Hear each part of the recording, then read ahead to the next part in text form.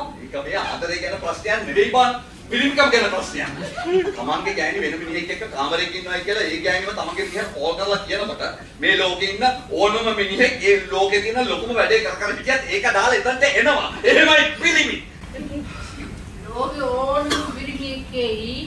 ඒ මගේ මිනිහා එන්නේ නැහැ. ඒක මට බුද්ධ සුවර්. අපි කැත්ත පොෂාරි වත්තට උට්ටු වෙන්න ගමු. මම සනීරත්න. මේ හොටල් එකේ මැනේජර්. තාම තනි කඩයි. මාසාර නාතලි සටයි. අර බැල්ලි. කොහේ කොහෙන් හෙල්මට් දාගෙන ආපුවම මට අපරගන්න බැහැ. හලෝ කියනවා. හලෝ තාත්ති. මැනිකේ මොකද කරන්නේ? රාජිකින් එළද කරන වැඩම තමයි. ඔයා කෑවද? ඔව් දැන් මේ කෑව විතරයි මේ. අද අලබැදුමට ලුණු ටිකක් වැඩි වෙලා වගේ. ලුණු වැඩිද තාත්ති? මේ මනමාලියෙක් නිසා. ඔව් සුමිත තමයි අපේ වෙඩින් මොකද? මේ මෙච්චර ලස්සන ගෑණියෙක් නම් මෙහි ආවේ නෑ.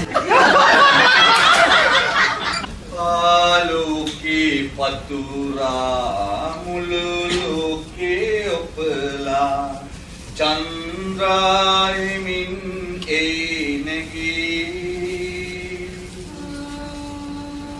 ලොව මිහිර නොපාලා රස සිහින පෙනීලා මගේ මැනික සුබසේ